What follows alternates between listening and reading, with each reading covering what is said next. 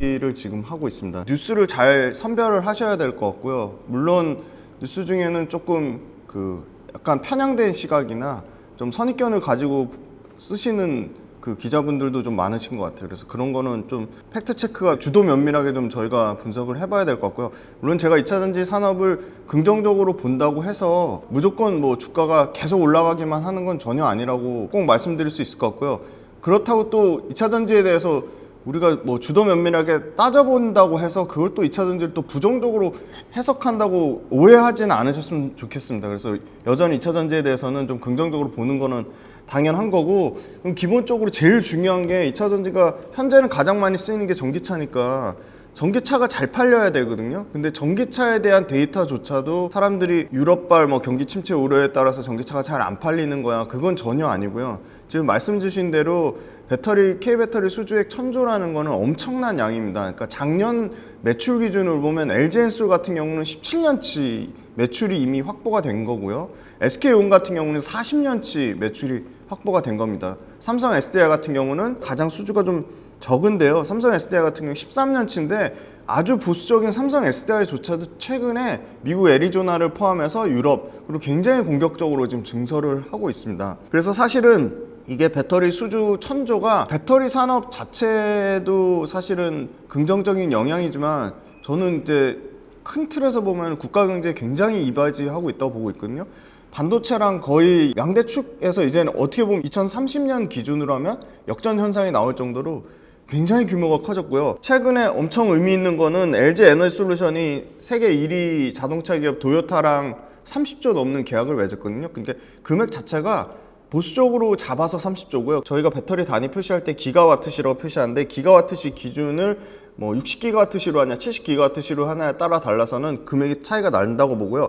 왜 이게 의미가 있냐면, 전기차 관련돼서는 워낙 도요타라는 회사가 수소차도 뭐 중점적으로 하고 있고 하이브리드도 했기 때문에 전기차 관련돼서 상당히 개발이 조금 늦었다기보다는 좀 개발 전략을 좀 다양한 측면이 있는데, 이 도요타가 전기차 관련된 특허를 가장 많이 갖고 있는 회사입니다. 완성차 중에서. 그만큼 자기네들 기술력에 대해서 워낙 자부심이 높은 회사고, 그 다음에 두 번째로는 전기차 말고 그냥 기본 휘발유나 내연기관 차 중에서는 글로벌에서 가장 잘 파는 차가 도요타거든요. 그래서 도요타가 자기네들 파나소닉이라는 아주 걸출한 배터리를 갖고 있음에도 불구하고 우리나라 LG엔솔을 택했다는 거는 LG엔솔의 글로벌 경쟁력, 기술 경쟁력, 품질 경쟁력, 그 다음에 고객사에 대한 레퍼런스, 모든 뭐 납기 이런 걸 다 도요타가 인정했다는 거거든요. 그래서 저는 그런 측면으로 봤을 때는 굉장히 이 도요타 계약이 단발성, 일회성이 아니라 앞으로 장기간 계속 수주가 연속적인 형태로 나올 가능성이 매우 높다고 보고 있고요.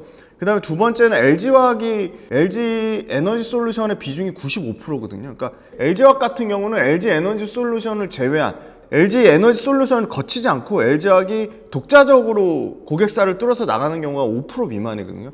굉장히 LG 에너지 솔루션에 대한 의존도가 의존도가 거의 지배적이었는데, LG화학이 도요타랑 LG엔솔을 거치지 않고 독자적으로 양극재 공급 계약을 3조 가까이 맺었거든요. 2조 8천억. 그러면 이게 LG화학도 마찬가지입니다. 완성차 직납을 뚫었다는 얘기는 도요타와 일시적인 계약이 아니라 장기적으로 계속 이게 수주가 연속성을 보일 가능성이 매우 높다고 보고 있고요.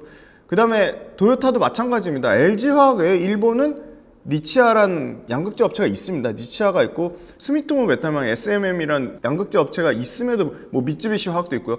있음에도 불구하고 LG화학에 수주를 줬다는 거는 그만큼 LG화학의 양극재가 글로벌로 검증됐다는 겁니다. 그래서 사실은 이것 또한 수주의 연속성이 있을 거다. 우리가 굉장히 좀 미국 완성차 업체한테 좀 집중이 됐다면 고객사가 지금 다변화되고 있다는 게 상당히 긍정적입니다. 최근에 2차전지 관련된 회사들이 정말 힘들어서 많이 주가가 빠진 거는 단기적으로 많이 오르는 게 가장 큰 거고요. 사실은 펀더멘탈의 변화보다는 단기적으로 많이 오르는 게 큰 거고, 두 번째는 배터리의 가장 앞단인 밸류체인이 리튬인데 리튬 가격이 계속 빠졌거든요. 리튬 가격이 정말 많이 빠졌어요. 4개월 내내 빠지면서 탄산 리튬 기준으로 305.5 위안에서 150 위안까지 반토막이 났으니까 엄청나게 빠졌는데, 그럼 리튬 가격이 계속 추세적으로 빠질 거냐? 리튬 가격이 빠졌던 이유는요, 극명하게 중국의 탄산 리튬이 저가로 엄청나게 많은 업체들이 중국 전기차가 계속 잘 팔릴 줄 알고 재고를 굉장히 많이 쌓아놓은 거죠. 재고를 뭐 말도 못하게 쌓아놨는데 그 재고 쌓아놓은 게 소진이 안 된 겁니다. 그래서 4개월 동안 재고 소진이 안 됐고 중국 전기차가 너무 많은 업체들이 난립을 하니까 사실은 중국 전기차 업체들 사이에서도 저가 그 탄산리튬 가격이 오를 기회가 없었던 거예요. 뭐 재고가 팔려야지 가격이 새로운 리튬을 사들이고 와서 가격을 올려주고 할 텐데 그럴 상황이 전혀 못 됐던 거죠. 근데 다행인 거는 계속 시장에서는 부정적인 이슈를 쏟아냅니다. 리튬 가격 절대 못 올라 4분기에도 계속 빠질 거였는데 물론 이게 일시적일 수는 있지만 제가 요거 찍기 위해서 계속 리튬 가격을 매일 체크하고 있는데 오늘 기준으로 보니까 153.5 위안을 5일 동안 계속 유지를 하는 거예요. 그러니까 시장에서 계속 리튬 가격 빠질 거야 안 좋은 얘기 나와도 리튬 가격 하락이 멈췄다는 거는 그만큼 이 정도 가격이면 리튬 가격이 바닥권이라는 인식이 있습니다. 그게 첫 번째고요. 그 다음에 두 번째는 중국에서 엄청나게 많이 늘려놓은 리튬 재고가 드디어 줄기 시작했습니다. 그러니까 중국도 그냥 계속 언젠가는 전기차가 팔리겠지 하고 막연하게 재고를 그냥 쌓아두기만 할 수는 없는 거죠. 어떠한 형태로든 중국에서 저가 탄산리튬을 공급하는 업체가 재고를 줄이기 시작했습니다. 그게 지금 우리가 월요일날 찍고 있는데 금요일날 바로 리튬 선물 가격에 반영이 돼서 리튬 선물 가격이 급등이 나왔습니다. 그래서 이게 우리가 한국자원정보서비스 코미스에 들어가면 리튬 가격을 매일 체크할 수 있는데 드디어 지난 금요일을 기점으로 리튬 가격이 올라오기 시작했고 10월 13일 아마 오늘 찍으면 더 올라갈 텐데 아마 150 위안에서 158.5 위안으로 리튬 가격이 올라오고 있거든요. 그러면 중국에서 탄산리튬 저가로 공급하는 게 공급의 오버서플라이만 문제가 되지 않는다면 리튬 가격은 다시 상향 안정화될 거다. 그게 좀 합리적이라고 보고 있고요. 국내 S&E 리서치를 제외한 글로벌로 리튬 가격을 예상하는 에너지 업체들은 리튬 가격이 일시적인 공급가잉이 와도 전반적인 2028년 아니면 2030년의 긴 그림으로 보면 리튬 가격은 상승세로 돌아설 것이다. 그렇게 얘기를 하고 있어서 시장에서 가장 부정적인 이슈로 눌렀던 거는 리튬 가격 하락이었습니다. 근데 그게 다행히 이제는 좀 안정화 추세를 거쳐서 상승 추세로 반전될 거고 리튬 가격이 본격적으로 올라가는 거는 올해 4분기가 될지 내년 1분기가 될지는 모르겠습니다. 하지만 전기차의 판매 추세가 그렇게 급격하게 꺾이거나 시장에서 우려하는 것처럼 뭐 안 팔리는 상황이 전혀 아니거든요. 뭐 예를 들어 말씀드리면 8월달, 9월달 거는 아직 집계가 안 되는데 8월 말 데이터를 보면 미국에서 약 62% 정도 전년 대비 여전히 전기차 판매가 잘 되고 있고요.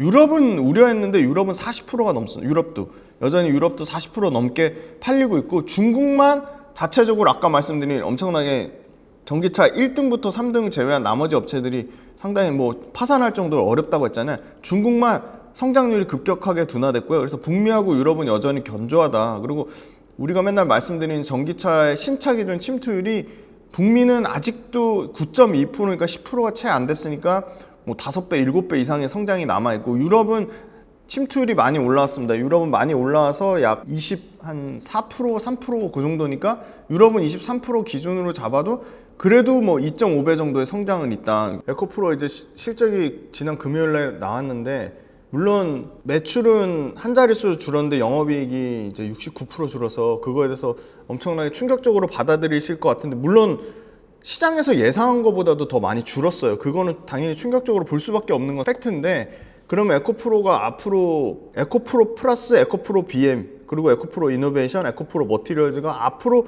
계속 분기별로 계속 실적이 나빠질 거냐? 그건 전혀 아니라고 보고 있거든요.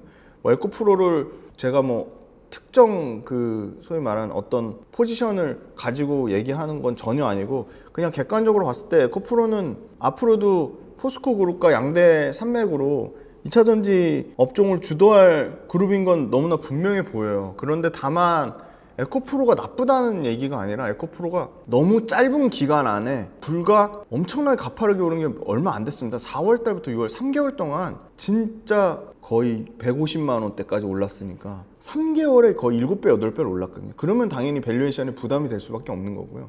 에코프로 그룹의 문제는 아니라고 보고 있습니다. 주가 측면에서 부담이 된 거지 에코프로 자체는 펀더멘탈 견고하고요.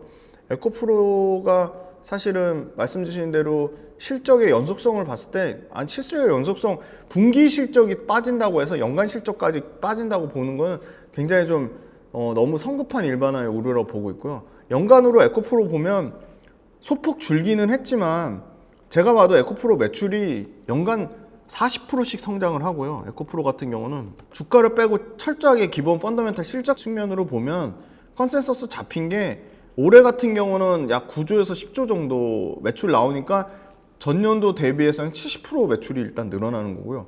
여기서 올해 매출이 최고 찍지만 거기서도 올해가 9조에서 10조, 내년이 약 11조 정도 보거든요.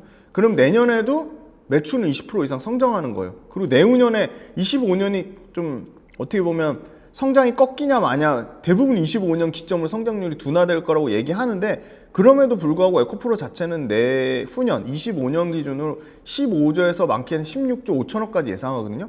그럼 15조 잡으면 약 40% 성장하는 거고 16조 5천억 잡으면 거의 50% 가까이 성장하는 거거든요.